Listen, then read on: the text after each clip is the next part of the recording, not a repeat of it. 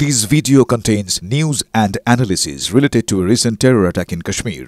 The content may include sensitive visuals and discussions that could be distressing to some viewers. Viewer discretion is advised. We strongly condemn all forms of violence and terrorism. The purpose of the content is solely to inform and create awareness based on verified reports. পেহেলগাঁওয়ে নৃশংস হত্যালীলা যারা চালিয়েছিল সেই জঙ্গিরা তারা এবার পালাবার পথ খুঁজছেন। চেন্নাই হয়ে শ্রীলঙ্কায় পালানোর চেষ্টা, পেহেলগাঁওয়ে হামলাকারী জঙ্গিদের এই প্রশ্ন কেন উঠে আসছে, আরো ডিটেইলস আমরা নেব। জ্যোতির্ময় কর্মকার আমাদের সঙ্গে রয়েছেন, আমাদের প্রতিনিধি। জ্যোতির্ময়, এখনো পর্যন্ত এই জঙ্গিদের সম্পর্কে কি তথ্য আসছে, আর সেটা শ্রীলঙ্কা থেকেই বা কেন? দেখো, যে খবর আমাদের কাছে আসছে তা হলো ভারতের তরফ থেকে ইন্ডিয়ান অথরিটি তারা শ্রীলঙ্কাকে সতর্ক করে যে যখনই চেন্নাই থেকে শ্রীলঙ্কান এয়ারলাইন্সের একটি ফ্লাইট উড়ে যায় সেই সময় ভারতীয় অথরিটিদের নজরে পড়ে যে যারা যাত্রী তালিকায় ছিল তার মধ্যে এমন একজন রয়েছে যার ছবি বা যার ডিটেলস থেকে মনে করা হচ্ছে যে পেহেলগাম হামলার সঙ্গে সেই ব্যক্তি যুক্ত থাকতে পারে। এবং সঙ্গে সঙ্গে শ্রীলঙ্কার যে ইন্টারন্যাশনাল এয়ারপোর্ট, সেই ইন্টারন্যাশনাল এয়ারপোর্টের অথরিটিকে অ্যালার্ট করা হয়। সেই ফ্লাইট যখনই অবতরণ করার সঙ্গে সঙ্গে সেই ফ্লাইটকে সম্পূর্ণ একটি সেক্লুডেড প্লেসে, সম্পূর্ণ একটি আলাদা জায়গায় সেই ফ্লাইটকে কর্ডন করে দেওয়া হয় এবং তারপরে এক এক করে প্রত্যেক যাত্রীকে চেক করা হয় এবং সন্দেহভাজন যে ব্যক্তি সম্পর্কে তথ্য দেওয়া হয়েছিল সেই ব্যক্তিকেও আলাদা করে ডিটেইন করে তাকে জিজ্ঞাসাবাদ করা হয়েছে। কিন্তু এক্ষেত্রে পেহেলগামের ঘটনার সঙ্গে যুক্ত সেই ব্যক্তি এই ব্যক্তি কিনা সেই সম্পর্কে এখনও পর্যন্ত কোনো ডিটেল রিপোর্ট এসে পৌঁছয়নি বা শ্রীলঙ্কার অথরিটির তরফ থেকে জানানো হয়নি।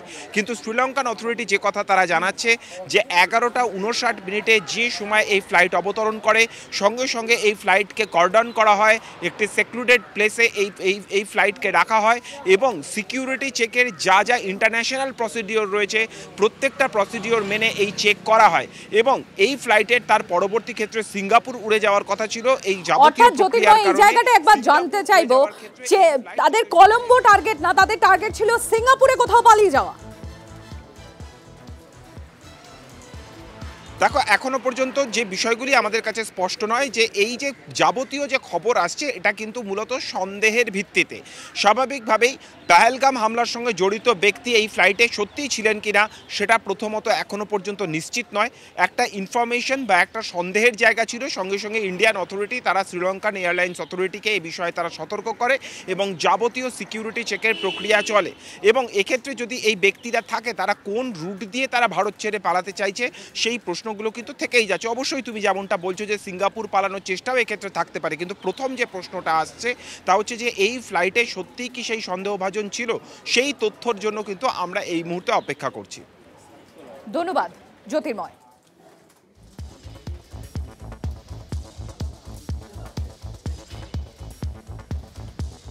আর এবার যে তথ্য আপনাদের সামনে তুলে ধরবো, ইতিমধ্যেই তো ভারতের প্রস্তুতি দেখে পাকিস্তানের বুকে কাঁপুনি ধরে গিয়েছে এবং Indian army, Indian air force, Indian navy কতটা শক্তিশালী তারও ঝলক দেখে নিয়েছে পাকিস্তান। কিন্তু এবার আরো বেশি শক্তিশালী হতে চলেছে ইন্ডিয়ান আর্মি। কেন বলছি তার কারণ পাকিস্তানের ঘুম ছুটি এবার ভারতের হাতে ব্রহ্মাস্ত্র। ভারতীয় সেনার হাতে আসছে জোরাভার ট্যাঙ্ক। জোরাভার ট্যাঙ্ক এবার আসতে চলেছে ভারতীয় সেনার হাতে, ইন্ডিয়ান আর্মির হাতে আসতে চলেছে জোরাভার ট্যাঙ্ক। নিখুঁত নিশানায় আঘাত হানতে সক্ষম এই জোরাভার ট্যাঙ্ক। পাহাড়ি এলাকায় ট্রায়াল সাফল্যের সঙ্গে শেষ হচ্ছে। সেনার হাতে আগামী 10 দিনের মধ্যেই চলে আসবে এই জোরাভার ট্যাঙ্ক। ঘুম উড়বে শত্রুপক্ষের। 2024 সালের সেপ্টেম্বরে প্রাথমিক ট্রায়াল হয়েছিল, মানে গত বছর সেপ্টেম্বরে প্রাথমিক ট্রায়াল হয়। কিছু ফিচার চেঞ্জ করে এবার চূড়ান্ত পরীক্ষায় পাশ এই লাইট ব্যাটল ট্যাঙ্কে।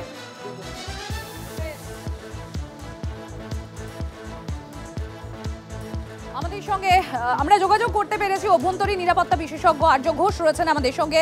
আর্যবাবু, এই জোরাভার ট্যাঙ্ক আসলে ইন্ডিয়ান আর্মির হাত আরো কত শক্তিশালী হবে? এটা একটা বলতে পারেন ইন্ডিয়ান আর্মির হাতে একটা রত্ন এলো। জোরাভার, আমি ছোট্ট করে বলি প্রথমেই, জোরাভার কথাটার মানে পার্সিয়ান ল্যাঙ্গুয়েজের মানে হচ্ছে শক্তিশালী। আর গুরু গোবিন্দ সিং এর ছেলের নামও এই অর্থে রাখা হয়েছিল জোরাভার সিং। এই স্ট্রেংথ অ্যান্ড কারেজ, সাহস এবং শক্তি, এইটা নিয়ে এটা একটা মার্ভেল, সম্পূর্ণ দেশীয় প্রযুক্তিতে তৈরি। ডিআরডিও এবং লারসেন অ্যান্ড টুব্রোর কোলাবোরেশনে তৈরি 25 টনের হালকা ট্যাঙ্ক, এবং এটা স্পেসিফিক্যালি ডিজাইন করা হয়েছে হাই অল্টিটিউড এরিয়াজ এর জন্য, particularly for line of actual control. সেইখানে উঁচু পার্বত্য অঞ্চলে আমাদের হালকা এবং ক্ষিপ্র গতিবেগের ট্যাঙ্কের দরকার ছিল, সেই রিকোয়ারমেন্টটা এটা পূর্ণ করবে। এর যে কি ফিচার্স ক্যাপাবিলিটিস, এটা লাইট ওয়েট, প্রথমেই বললাম 25 টনের, জাস্ট 25 টন। এটাকে নিয়ে যাওয়া যায় আপনার রাস্তা দিয়ে, এয়ারে কিংবা রেলে, এটাকে নিয়ে যাওয়া যায় এক জায়গা থেকে আরেক জায়গায়। আর এটার যেহেতু লাইট, সেই জন্য এটা ক্ষিপ্র গতিবেগে হাই অল্টিটিউড এরিয়াতে মুভমেন্ট করতে পারে। এটা অলরেডি টেস্টিং হয়েছে 4200 মিটার্সের ওপরে। অ্যাকচুয়াল যে টেস্টিং অল্টিটিউডটা গোপন রাখতে হয়েছে সেটা আমি বলতে পারবো না, কিন্তু 4200 মিটার্সের ওপরে টেস্টিং হয়েছে। 4200 মিটার্স হচ্ছে 13,778 ফিট মতন, তারও ওপরে। তা বুঝতেই পাচ্ছেন কতটা সাংঘাতিক ওপরে এটা টেস্ট হয়েছে সাকসেসফুলি। আচ্ছা, এটার আর একটা সাংঘাতিক দিক হলো যে এটার 105 mm গান বহন করে, এবং এটা আপনার it's capable of firing at high angles of elevation. Generally 105 millimetre gun যেসব ট্যাঙ্কের থাকে, তার যে ফায়ারিং অ্যাঙ্গেল হয় -10 ডিগ্রি থেকে +42 ডিগ্রি, এটা তারও ওপরে যাবে হাই অ্যাঙ্গেল অফ এলিভেশন। সেই জন্য সামনে খুব উঁচু পাহাড় থাকলেও সেইটা টপকে অন্য জায়গায় শত্রুকে সে মানে গোলা ছুটতে পারবে। এর সঙ্গে যে আর্যবাবু হাই অল্টিটিউডই নয়, তার সঙ্গে এক্সট্রিম ওয়েদার, অর্থাৎ এক্সট্রিম ওয়েদার কন্ডিশনেও সমানভাবে কিন্তু দক্ষ এই জোরাভার ট্যাঙ্ক, এবং বলাই বাহুল্য ইন্ডিয়ান আর্মির হাতকে আরো বেশি শক্তিশালী করবে এই জোরাভার ট্যাঙ্কের সংযোজন। অনেক ধন্যবাদ আপনাকে।